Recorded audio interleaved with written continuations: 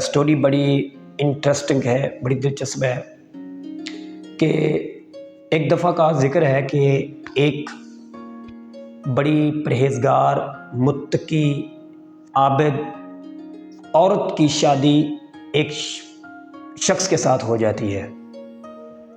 अब ये शख्स भी बड़ा आबिद और मुत्तकी होता है। अब इसको रोज़ी कमाने की खातिर शहर से बाहर जाना पड़ जाता है। अब ये सोचता है कि मैं अपनी बीवी को किसके हवाले करके जाऊं, किसके सुपुर्द करके जाऊं कि मेरे वापस आने तक ये महफूज रहे। अब ये गोया ये अपने आसपास, अपने मोहल्ले के अंदर, अपने फैमिली के अंदर सारों के ऊपर नजर आता है, लेकिन इसे कोई मुनासिब नहीं लगता। हाँ, इसको ख्याल आता है कि भाई से ज़्यादा कोई ज़्यादा ख्याल करने वाला नहीं है, भाई ठीक रहेगा। लेकिन ये भूल जाता है कि जो देवर हजरात होते हैं वो बीवियों के लिए एक आग की मानंद होते हैं, उनके सपुर्द नहीं करनी चाहिए। अब ये अपने भाई को सौंप कर चला जाता है और खुद शहर की तरफ रवाना हो जाता है। अब जो ये बीवी होती है, ये जो औरत होती है, ये बड़ी मुत्तकी, परहेज़गार और तहज्जुद गुज़ार ये औरत होती है। अब वो जो इस औरत का जो देवर था, यानी उस लड़के का जो भाई था, उसकी नज़र गलत रवैये में बदल जाती है। उसकी नज़र उस पर पड़ती है तो उसके अंदर बुरे ख्यालात चल पड़ते हैं उसके लिए, और उसको वो उकसाने लगता है, बुरे काम की तरफ माइल करने लगता है। तो वो औरत कहती है कि देखो, मैं अल्लाह से डरने वाली हूँ, मैं कब्र के अजाब से डरने वाली हूँ। देखो, तुम्हारा भाई तुम्हें एक मानद सौंप के गया है और तुम उसमें खयानत कर रहे हो। तुम्हें अपने भाई की बीवी का ख्याल रखना चाहिए, तुम ख्याल रखने के बजाय मेरे पे अटैक कर रहे हो, मुझे गलत काम की तरफ बुला रहे हो। लेकिन वो जो भाई था, उसको इतनी ज़ोर से शहवत थी कि वो उसे काबू करना चाहता था, लेकिन बहरहाल इसने अपने तक उसको आने ही ना दिया। अपने पूरे ज़ोर के साथ उसको अपने तक हैवी नहीं होने दिया। अब इसके भाई को बहुत ज़्यादा गुस्सा था, इसके देवर को, मतलब जो ये देवर था, क्योंकि ये गुस्से को लेके फिर रहा था।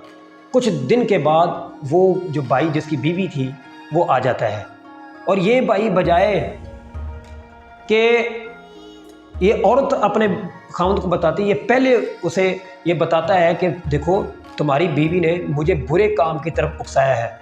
देखो भाई, लेकिन मैं नहीं माना। अब वो जो बड़ा भाई था, उसने छोटे भाई की बात को फ़ौरन मान लिया, और ये भी ना सोचा कि ये झूठ बोल रहा है कि सच बोल रहा है। उसने फ़ौरन उसे ऑन द स्पॉट, मौके पर उसे तलाक दे दी और उसे रुखसत कर दिया, घर से निकाल दिया। अब ये जो मुत्तकी परहेज़गार औरत है, ये जा रही है, जाती है तो रास्ते में एक आबिद, एक मुत्तकी, एक अल्लाह का नेक बंदा ऐसे मिलता है। तो इससे पूछता है, और ये औरत जो है उसे अपनी सारी कहानी सुना देती है और वो खुदा का तरस करके खुदा की तरफ से इसको रख लेता है। अब और इस पर अपने मुलाजिम को मुकर्रर कर देता है, इसके पूरे तहफ़्फ़ुज़ के लिए और इसके खाने पीने के बंदोबस्त के लिए उसके ऊपर मतलब कि उसे मुकर्रर कर देता है कि तुमने इसका पूरा ख्याल रखना है, इसे जिस चीज़ की ज़रूरत होगी तुमने इसको ला के देनी है। अब वो जो मुलाजिम होता है, उस पर भी उसकी नज़र इस पर बुरी हो जाती है, वो भी फिर जाता है, उसका भी ईमान कमज़ोर हो जाता है और वो भी उसको उकसाने लगता है। ये औरत उससे कहती है, देखो कि मैं अल्लाह से डरने वाली हूँ, मैं कब्र के अज़ाब से डरने वाली हूँ, तो गोया आप मुझे माफ़ करें, आप इस काम से बाज रहें, आपको ज़ेब नहीं देता। वो आपका जो मालिक था वो मुझे आपके हवाले करके गया है, मुझे سونپ کے کر کے گیا ہے, مجھے آپ کے حفاظت کے لیے اس کے مقرر کیا ہے, لیکن آپ کیا کر رہے ہیں, آپ میرے ساتھ برے کام کا سوچ رہے ہیں. بہرحال وہ اس پر بھی شہوت کا جو جادو اتنا ہیوی ہوتا ہے, لیکن یہ پھر بھی اپنے آپ کو اٹل رکھتی ہے, اس سے بھی بچا لیتی ہے اپنے آپ کو. اب اسے جو ملازم ہوتا ہے اس کو کیا ہوتا ہے کہ وہ مالک کے بیٹے کو قتل کر دیتا ہے اور وہ سارا قتل اس پہ ڈال دیتا ہے. اب جو مالک ہوتا ہے وہ یہ سمجھ تو جاتا ہے, لیکن گویا اس کے پاس کوئی پروف نہیں ہوتا, اس کے پاس کوئی ثبوت نہیں ہوتا, وہ کیسے اس کو ثابت کرے. گویا وہ اس کو 2 دینار دے کر کے عورت کو گھر سے رخصت کر دیتا ہے. اب یہ عورت جا رہی ہے, جاتے ہوئے رستے میں کیا دیکھتی ہے کہ کچھ لوگ ایک شخص کو مار رہے ہیں, اور یہ وہاں پہ پہنچتی ہے تو پوچھتی ہے, دریافت ہونے پر پتہ لگتا ہے کہ یہ اس شخص نے ایک قرض دینا ہے. وہ پوچھتی ہے کہ کتنا قرض دینا ہے, وہ کہتا ہے کہ 2 دینار قرض دینا ہے. اب اس کے پاس گویا 2 دینار ہوتے ہیں, یہ ان کو دیتی ہے اور اس شخص کو چھڑوا لیتی ہے. اب وہ شخص اس کے ساتھ چل دیتا ہے اور اسے پوچھتا ہے کہ آپ کہاں جا رہی ہیں اور کیسے جا رہی ہیں. وہ اس شخص سے لے کر کے, اپنے خامد سے لے کر کے, پھر عابد بندے سے لے کر کے وہ ساری داستان اس کو سناتی ہے. اور وہ اسے کہتا ہے دیکھو ہم ایک ایسا کام کرتے ہیں, کیوں نہ ہم دونوں مل کر ایسا کام کریں جس سے میری اور آپ کی لائف سیٹل ہو جائے گی, ہم کو بزنس کرتے ہیں. وہ عورت بہرحال اسے کچھ سہارا تو ہوتا نہیں ہے, وہ مان جاتی ہے, کہتے ٹھیک ہے. اب یہ شخص دوسری طرف, سمندر کے دوسری طرف جانا ہوتا ہے, کشتی پر بیٹھ جاتے ہیں. جب کشتی پر بیٹھ کر کے پہنچ جاتے ہیں تو یہ گویا چونکہ یہ دھوکے باز ہوتا ہے, یہ شخص جو لے کے جا رہا ہوتا ہے, جو کہ پارٹنر بن رہا ہوتا ہے, شیئرنگ پارٹنر, جو شیئرنگ کرنا چاہ رہا ہوتا ہے عورت کے ساتھ. یہ گویا جا کے اسے کہتا ہے یہاں رکو, اور وہ اس سردار کے پاس جاتا ہے اور اسے کہتا ہے کہ دیکھو یہ جو عورت کھڑی ہے سامنے, تم جو دیکھ رہے ہو یہ میری لونڈی ہے, تو اس کو گویا میں نے فروخت کرنا ہے, اس کو بیچنا ہے. اس نے کہا کہ کتنے لوگ ہیں, اس نے کہا جتنے بھی آپ دینا چاہیں دے سکتے ہیں. اب وہ شخص کسی دھوکے سے وہاں سے فرار ہو جاتا ہے. اب یہ عورت اس کو بڑا ڈھونڈتی ہے, لیکن وہ ملتا نہیں, کہیں نہیں ملتا. اب چونکہ وہ شخص جو کپتان ہوتا ہے, جس کو اس نے سیل کیا تھا, وہ اس کو عورت کو کہتا ہے کہ دیکھو وہ تمہیں بیچ گیا ہے, اب تم میرے حوالے ہے. اب یہ کپتان بھی اس عورت سے غلط کام کرنے کا سوچتا ہے, اپنی حوث کو پورا کرنے کا اس کے اوپر اٹیک کرتا ہے, لیکن وہ اپنے آپ کو بچاتی ہے اور اللہ سے مدد طلب کرتی ہے. حالانکہ وہ کشتی میں ہی ہوتے ہیں, ابھی دوسرے کنارے پہ لگنے والے ہوتے ہیں. اب وہ کیا کرتی ہے, اللہ سے مدد طلب کرتی ہے. اللہ کا کرنا ایسا ہوتا ہے کہ مدد آتی ہے کہ ایک بڑا سا بور بنتا ہے, اتنا بڑا بور بنتا ہے کہ ساری کشتی الٹ جاتی ہے, اور اللہ کی ذات اس عورت کے لیے ایک تختہ بھیجتی ہے جس پہ یہ عورت بیٹھ جاتی ہے اور کنارے تک پہنچ جاتی ہے. اب جب کنارے پہ پہنچ جاتی ہے تو وہاں بادشاہ سیر کے لیے نکلا ہوتا ہے. اب بادشاہ دیکھتا ہے کہ ایک تختہ آ رہا ہے, اس تختے پہ ایک عورت بیٹھی ہوئی آ رہی ہے, اور سپاہی سے کہتا ہے وہ جو تختہ آ رہا ہے اس کو پکڑنا ہے, اس پہ عورت ہے. اب وہ سپاہی انتظار کرتے ہیں اس تختے کے آنے کا. جب تختہ قریب پہنچ جاتا ہے تو عورت کو اتار لیا جاتا ہے. اب عورت سے معلوم کیا جاتا ہے, عورت اپنے خامد سے لے کر کے جتنے اس کے ساتھ واقعات ہوئے آتے ہوئے وہ سارا بادشاہ کے گوش گزار کر دیتی ہے. اب بادشاہ اس کے پاک دامنی کو, اس کے متقی ہونے کو, اس کے نیک سیرت ہونے کو, اس کے کردار کے اچھے ہونے کو وہ قبول کر لیتا ہے, اور اس سے نکاح کا پیغام دیتا ہے اسے, اور اسے نکاح کر لیتا ہے. اب یہ جو عورت تھی اپنے پاک دامن ہونے کی وجہ سے ذہین و فطین اور رائے دینے میں بہت زیادہ یہ عقل مند تھی. اب دیکھیں اللہ کی ذات کا آزمائشیں دینے کے بعد آسانی بھی پیدا کر دیتا اللہ پاک کی ذات. دیکھیں پہلے اس کے لیے کتنی آزمائشیں آئیں, اب آسانیاں بھی اللہ پاک ذات دے دے, اور اس کو غریب عورت سے اٹھا کر کے اس کو تخت پہ بٹھا دیا, بادشاہ بنا دیا. اب اس کی ذہین اور اس کے جو رائے تھی وہ اس کے چرچے دور دور تک پھیلتے چلے گئے, اور اتنی یہ ذہین و فطین تھی, اتنی عقل مند تھی, جو مشورہ جتنے بھی دلیل یہ بادشاہ کو دیے کرتے تھے, بادشاہ کی جو حکمرانی تھی، جو سلطنت تھی، وہ آئے دن ترقی کرنے لگی۔ کچھ دن کے بعد بادشاہ دنیا سے رخصت ہو جاتا ہے۔ اب لوگوں کے اتفاق رائے سے، لوگوں کے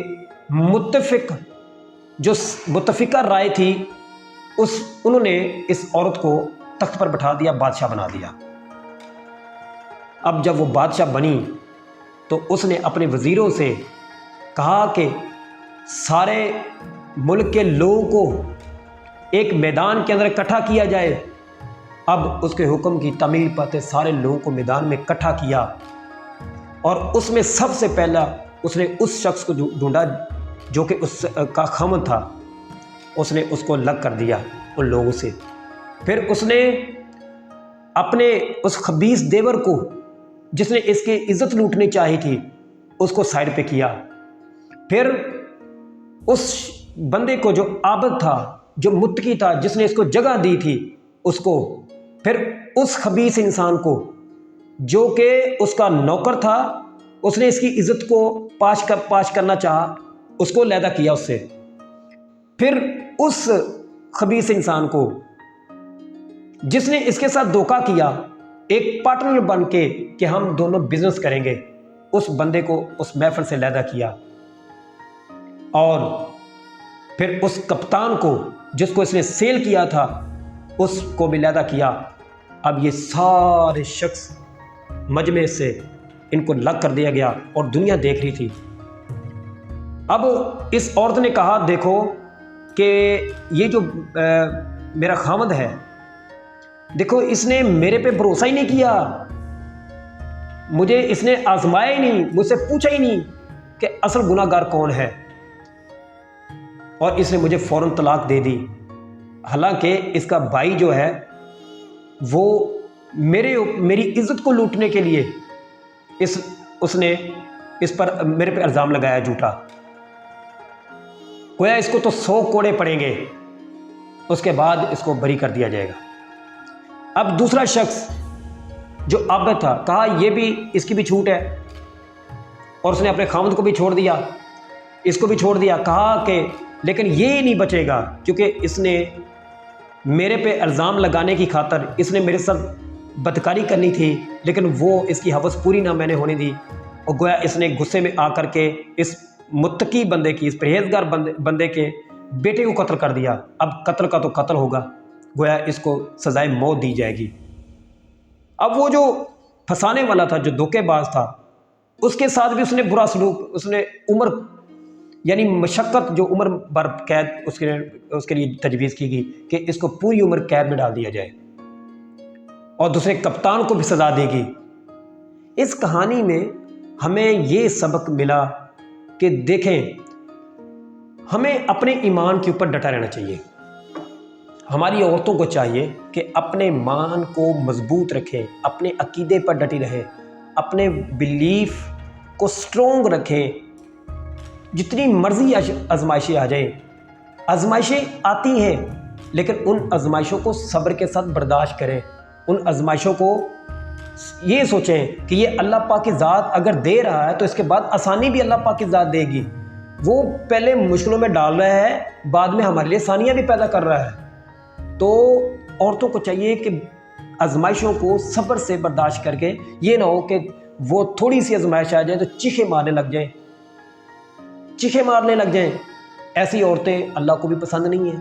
انہیں چاہیے کہ صبر کا دامن پکڑیں، اور ہر حال کے اندر، ہر مشکلات میں، ہر ٹینشنز کے اندر، ہر تفکرات کے اندر، ہر پریشانی کے اندر، ہر مصائب کے اندر وہ یعنی صبر کا دامن رکھیں، اور اپنی ایمان پہ ڈٹے رہیں۔ اگر کوئی برا فعل کرنا چاہے تو اس سے دور رہیں، اور اپنے آپ کو کور کریں، اپنے آپ کو اتنا سٹرونگ بنائیں کہ کوئی بھی شخص ان پہ اٹیک نہ کر سکے، ان کی عزت کو پاش نہ کر سکے۔ خدا را بہنوں سے التجا ہے، ریکویسٹ ہے، جتنی بھی بہنیں اس ویڈیو کو سن لیں گی اور ان سے یہ التجا ہے کہ اپنی عزت کو لوگوں کے ہاتھ نیلام ہونے سے بچائیں، لوگوں کے ہاتھوں میں پاش ہونے سے بچائیں، لوگوں کے ہاتھوں میں ذلیل ہونے سے بچائیں۔ یہ آپ سے خدا را بڑی ریکویسٹ ہے۔ اپنی عزت کی حفاظت کیجیے گا، اپنے گھروں کے اندر ٹھہری رہیے گا، آپ کے جو زینت ہے وہ گھر کے اندر ہی ہے، باہر نہیں ہے، بازاروں میں آپ کی زینت نہیں ہے۔ وہ عورتیں جہنمی ہوتی ہیں جو بن صبر کر کے باہر نکلتی ہیں۔